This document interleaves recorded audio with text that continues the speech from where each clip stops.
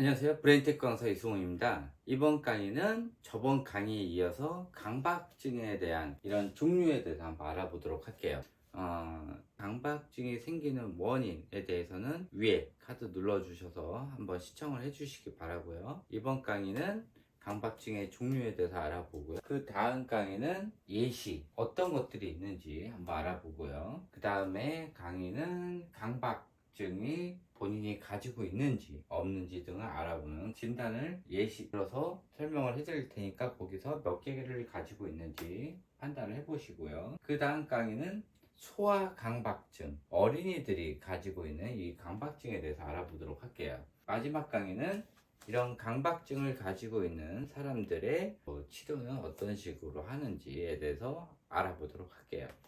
그래서 총 강의가 저번에 했던 강의, 지금 강의 둘, 그다음에 셋, 넷, 다섯, 여섯 강의로 나눠져 있을 거예요. 자, 강박증이란 저번 강의에서 했지만은 자신의 의지와 상관없이 특정한 생각이나 행동이 반복적으로 나타나는 현상이에요. 그래서 이런 강박 사고로 인해서 그 불안을 떨치기 위해서 또 행동이 나타나는 게 강박 행동이고요.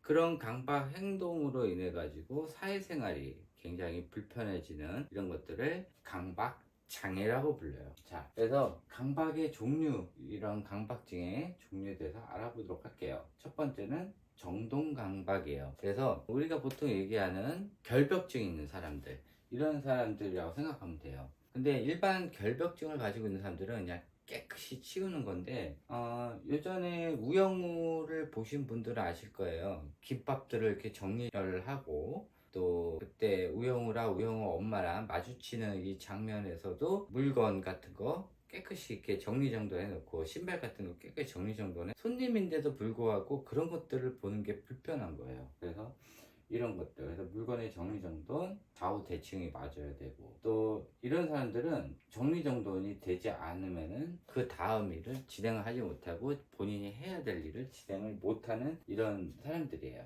자, 확인 강박 같은 경우는 항상 이런 사람들은 불안해 있어요. 그래서 어디 외출하거나 이랬을 때 가스불 잠갔나? 물은 잠고 왔나? 또 방문은 잠갔나? 이런 것들.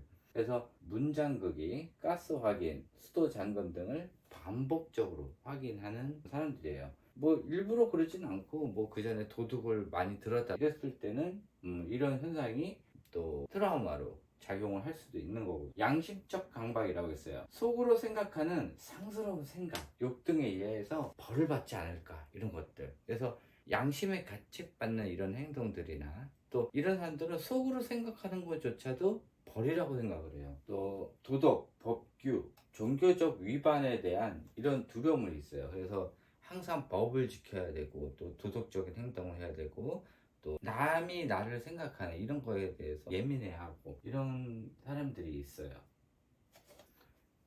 오형강박이라고 있어요. 이 사람들은 요 오염강박은 보통 많은 사람들이 가지고 있어요. 그래서 먼지나 세균, 오염 등에 의한 두려움으로 손이나 몸을 자주 씻는 행위들을 하는 사람들이에요.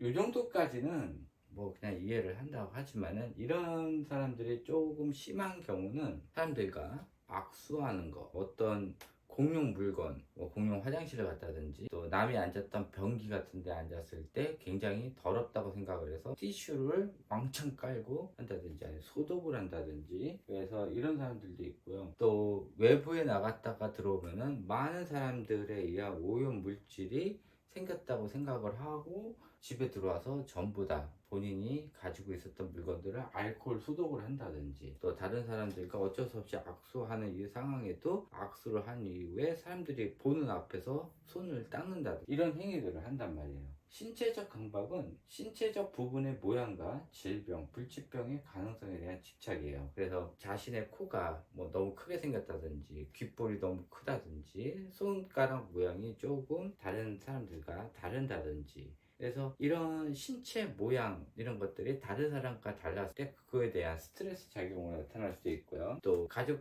중에 뭐 유전적인 질병으로 뭐 어떤 뭐 집안 내력이 뭐 암으로 인해서 많이 죽었다든지 또 어떤 불치병으로 해서 많이 죽었다든지, 그래서 그런 유전적인 영향을 받아서 나도 그렇게 죽지 않을까 이런 거에 대한 공포로 인한 가능성에 대한 이런 집착, 또 성적 강박이 있어요.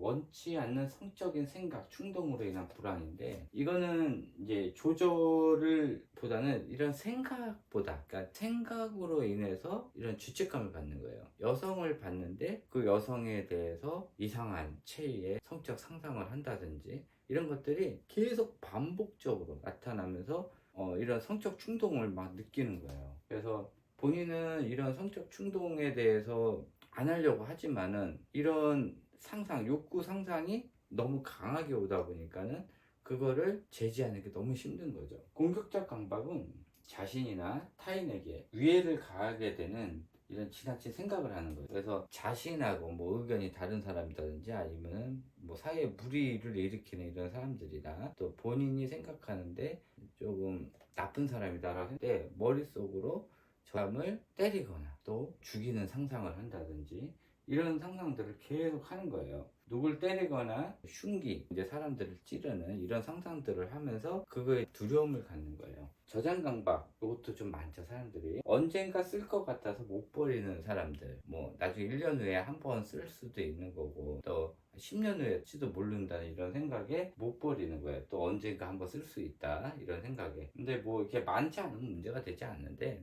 이런 것들이 계속 유지가 되면은 집 쓰레기장이 되죠. 어떤 집 보면은 쓰레기가 너무 많아가지고 한 집안에서 나오는 쓰레기가 1톤에서 2톤까지도 나오는 경향이 있어요. 그래서 이런 사람들은 무조건 모으기만 하는 그런 강박증을 가지고 있어요. 그래서 버리질 못하고 계속 모으기만 하는 거죠. 그리고 한 번 내 손에 들어온 거는 버리질 못하는 거예요. 쓰레기더라도 그런 쓰레기들이 계속 모이는 거죠. 이것들은 기본적으로 성인 만 19세 이상 이런 성인들한테 나타나는 현상이고, 근데 어린 아이한테도 나타날 수가 있어요. 그런 거를 소아 강박이라고 그래요. 이 소아 강박은 이 성인들이 나타나는 보다는 낮은 현상으로 나타나긴 하는데, 소아 강박으로 나타나는 현상들도 몇 가지가 있어요. 그래서 이 소아 강박으로 나타나는 현상을 못 고쳤을 때 그게 성인이 돼서도 계속 유지되는 경향도 있고요. 약 5% 정도의 아이들이 소아 강박을 갖고 있어서 그것이 계속 유지되는 경향도 있어요. 치료는 와중에도 제대로 치료가 되지 않아서 성인까지 유지되는 경향도 있고요. 그래서 웬만한 소아 강박을 가진 아이들은 제대로 된 치료를 받으면 약 95% 정도는 성인이 되기 전에 고쳐지는 경향도 있어요. 이 소아 강박 부분은 나중에